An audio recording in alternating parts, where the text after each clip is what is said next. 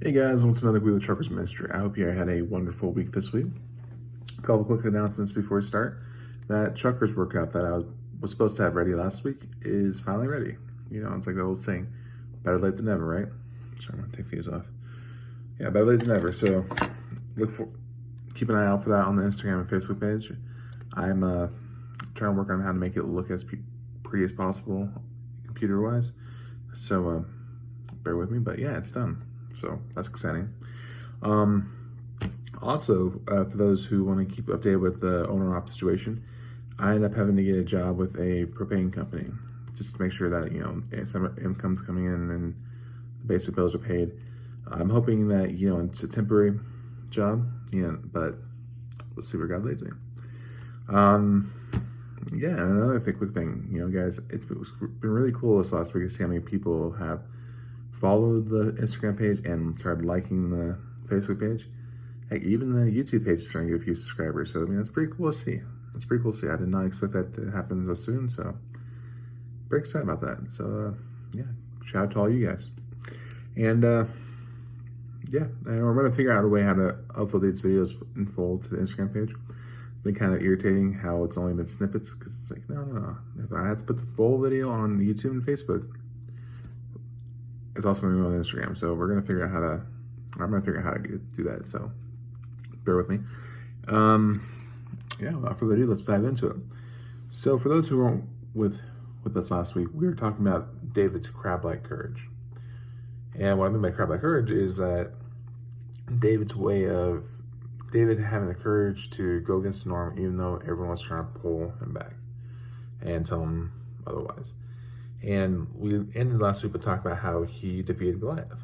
And for those who needed a little refresher, you know, he took a sling, took a rock, and he clonked Goliath upside the head. And just to make sure he was good and dead, David took Goliath's sword and chopped off his head. So, yeah, I mean, the Philistines are like, whoa, this guy's killed my my champion. So, yeah, we're gonna make like a banana and split. And so, that's where our story this week starts. We're going to be talking about 1 Samuel 18:1 through 1 Samuel 31:13. This is a story of what happens after the events of Goliath, where David really ends up showing his salt and proving his salt, and where David really ends up showing that he's a good king for Israel. He's going to be the king that the country needs. And where he shows really the courage to keep the faith that God is going to deliver on his promise. That God has his back. Because oftentimes in life, you know, we're like, well, shoot, we don't really know if God has our back. And then we start trying to fix the problems ourselves. And then, more often than not, we actually make the whole situation a lot worse than it would have been had we just stayed faithful to God. Yeah, God still has our back, but it's going to work in His time frame, It's going to work on His pace, not our pace. And sometimes like God, like, yeah, sooner or later. But then God's like, you know, I'm gonna make it happen. You're going to be even happier when it happens. You're going to be even happier then than you would be now. So yeah, it's hard to understand, you know, and surely for us now it's difficult, but you know, David back then where he's getting hunted by the king and his army, it's a little hard too, especially when you're promised the kingdom and be a king and you're like, oh, come on God, what are you doing? So yeah, without further ado, let's dive into it. So one of the big key aspects of this story, this part of the story, is that Saul gets jealous of David.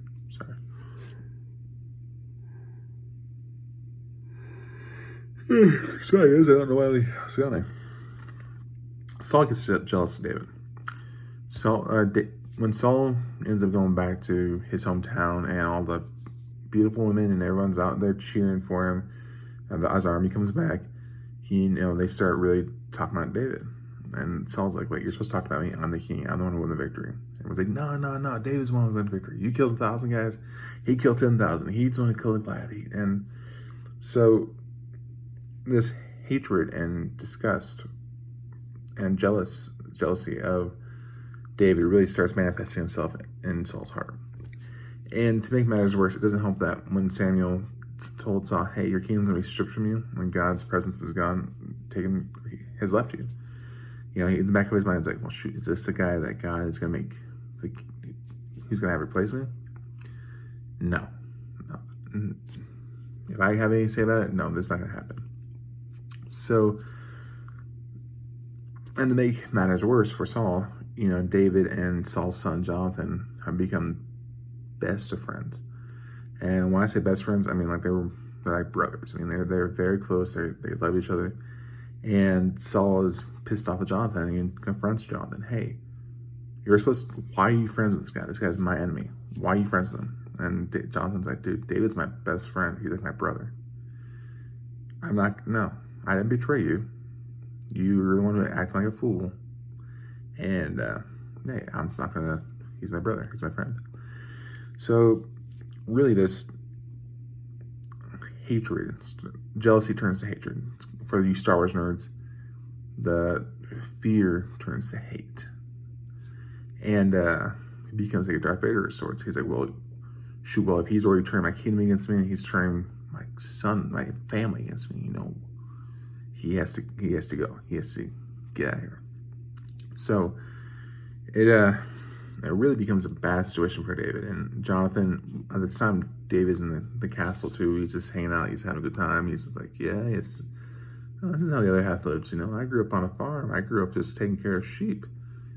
I can get used to a life like this in the castle. And Jonathan ends up telling him, hey, you gotta get out of Dodge. You gotta get out of here, bud.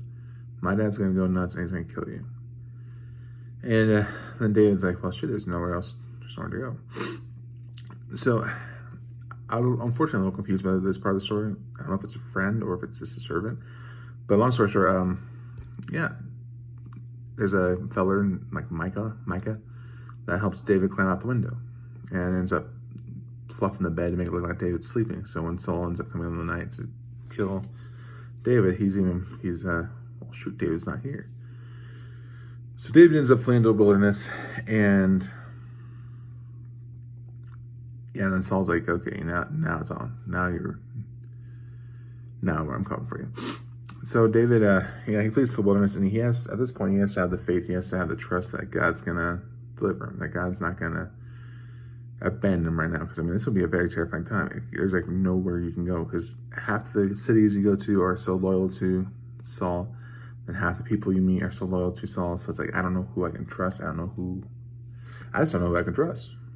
What's gonna happen to me? So it's a really hard time.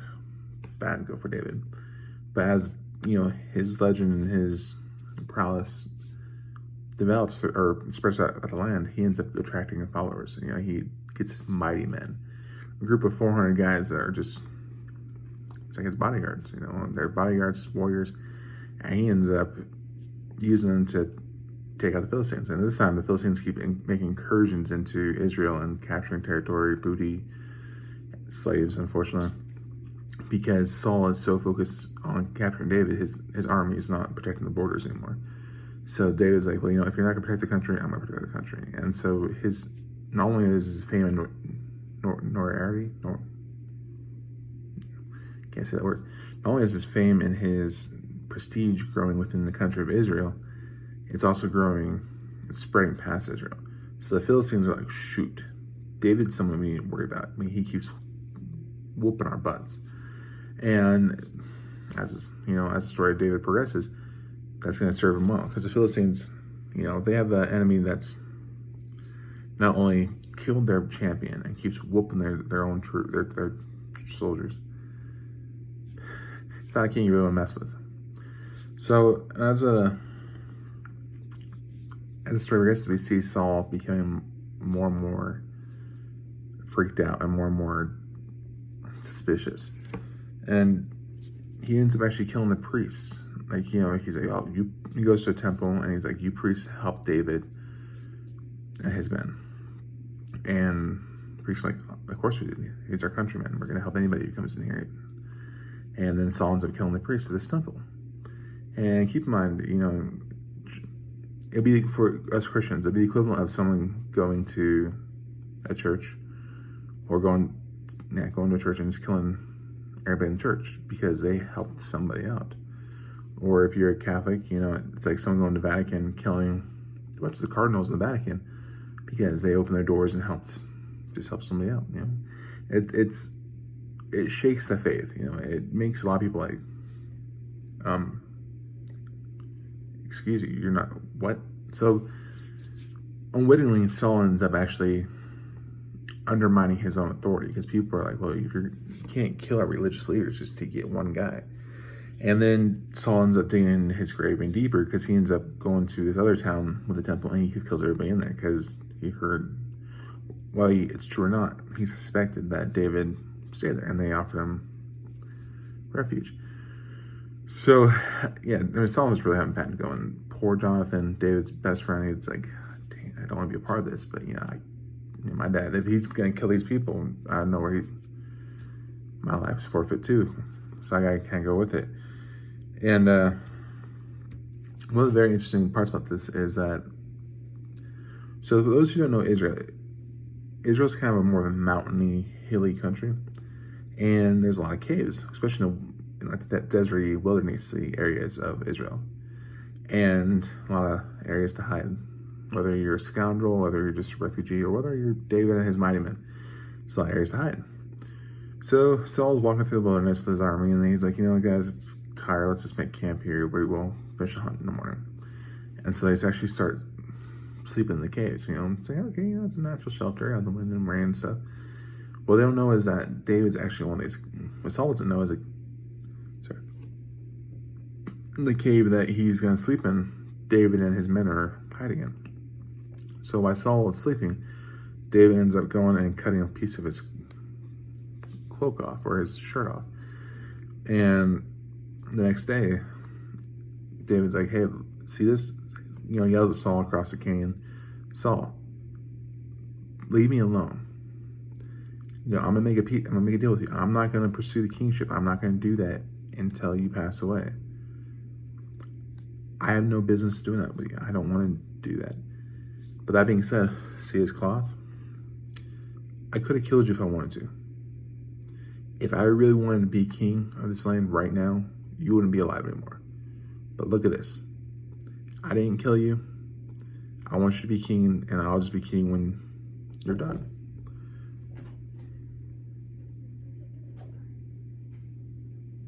Sorry, for those who don't know, the wife decided to make an appearance.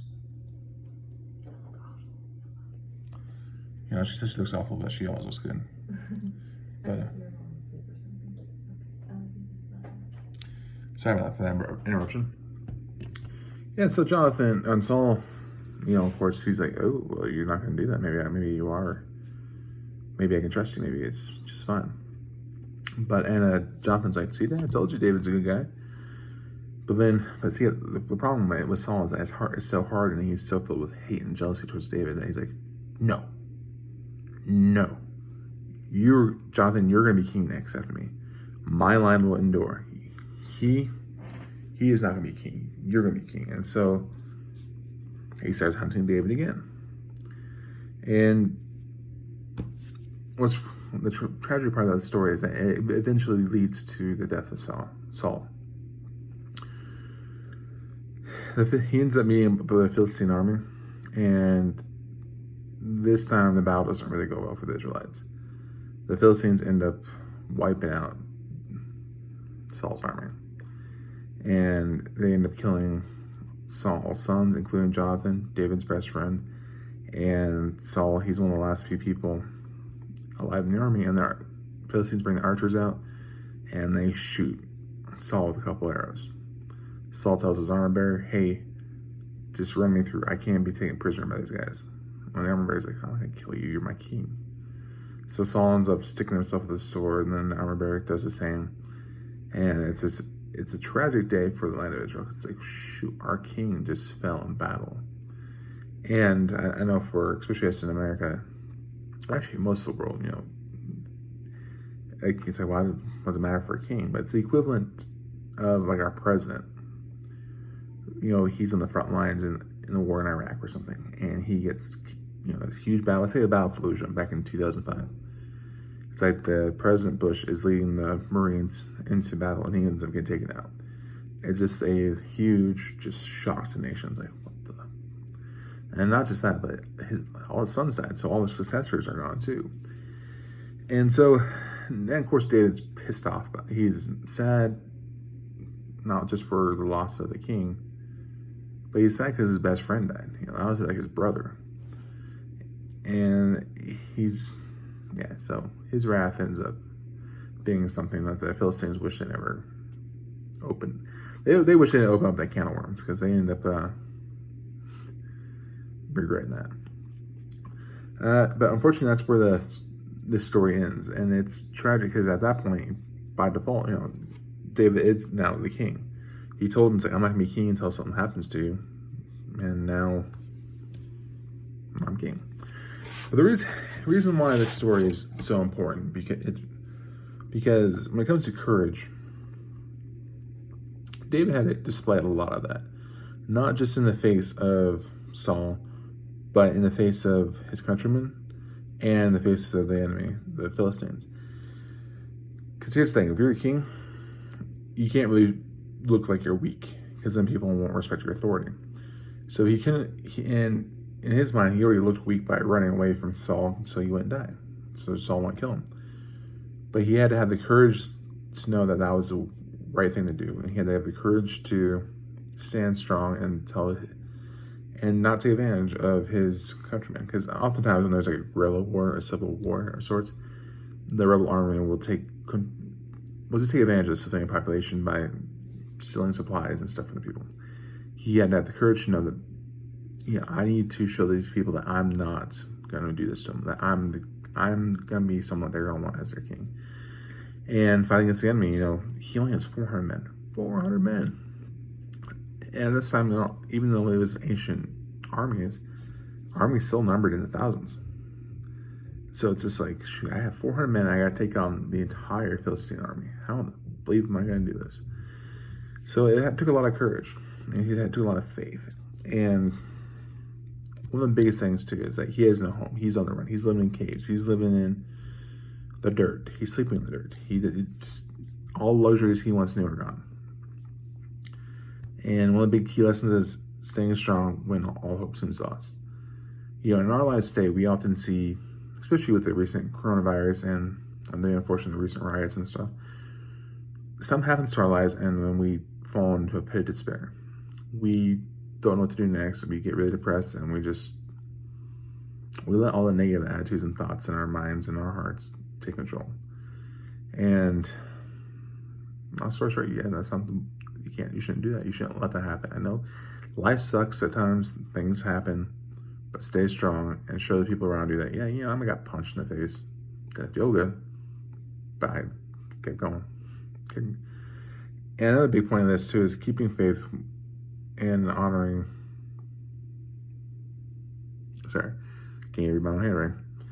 Keeping faith and having courage to trust God. I'm sure there's times too at this point where some of David's men's like, David, God said you're going to be king. He said he'll make you king. Yet we're sleeping in the dirt. We're being hunted by a king of a country you're supposed to rule. Why do you trust God? And honestly, David's like, well, I trust God because, he's the creator of the universe, and he told me he's going to make me king. But keep in mind, this is not the easiest thing to do. David is described later on as being a man after God's own heart. His faith is just unshakable. But there's times where I'm sure doubt came through his mind, where he's like, God, are you really going to keep your word in the bargain? But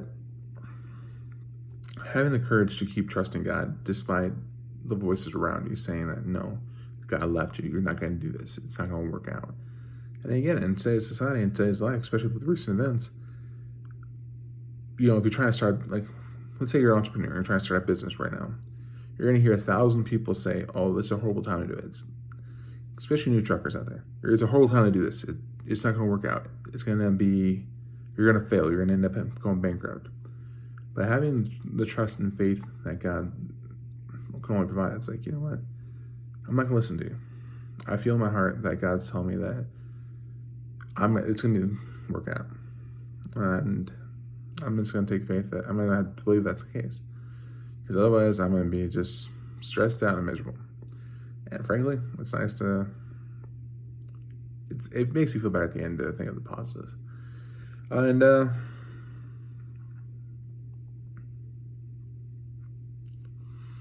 other thing too is having the courage to trust that the end is better than the present.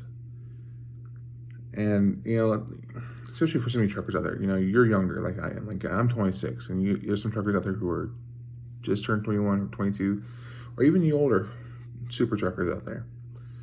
Heck, even you need to be a truck driver. Things can seem dicey at times. You might be thinking, well, shoot, I have to be over the road all the time. I have to be away from the family.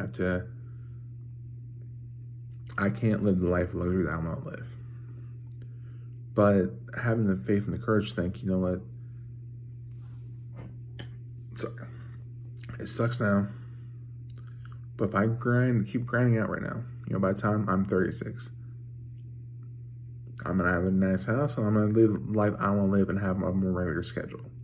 And I'm not saying that for me specifically, but it's just having the courage to believe that your present situation is going to pay off at the end. Not only that, but God's going to help you, or make it pay off in the end. God has a plan for all our lives, and sure, it might suck at times, and sure, you may not understand why He's leading you on that path, but the end result is going to be worth it. And same with David. His end result was worth it all. He ended up becoming king, a mighty, mighty king, and a man after God's own heart. Sure, he had some issues, and he was a man after all, but he ended up having the courage to stand firm in the face of probably the scariest thing that anybody can ever go through. He got hunted like a dog by the king of his own country, someone he served.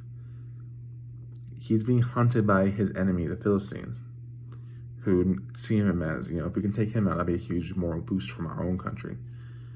He can't necessarily trust the people he's coming across, because, are you going to be loyal to me, or are you going to try to kill me or capture me and present me to the king? He's having all these issues coming up, and then he ends up becoming a mighty king, and living a life of luxury. So it's, if David can do it, there's really no reason why you can't have the courage either. And, all that self-doubt, all that, I don't know, God, I don't know if I can trust you. It's like all those little crabs coming up in your heart, pulling you away from God. The trusting God's up here, all that doubt and negativity crabs coming up, keep trying to pull you away from that. It's not easy, but in the end, it's worth it. So this week, I want to encourage you guys to think positive. Cliche. Think positively. Think, what? Sure, it sucks right now.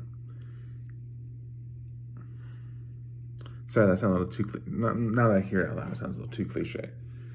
But this week, I want to encourage you to really just look in your heart and say, or see if you have any personal doubts yourself, if you struggle trusting God's plan and having the courage to trust God's plan at the end of this. Sure, it's not easy.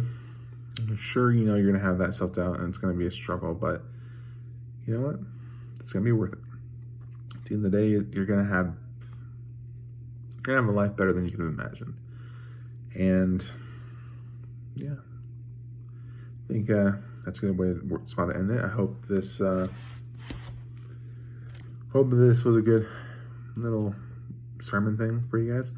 I swear I'm trying to get a little better at this. It's still new doing. But yeah, hope that worked out well, and you all have a wonderful week. As always, if you have any questions, comments, concerns, feel free to email me. I'll try to answer them all in my best of my ability. And yeah, pressing out.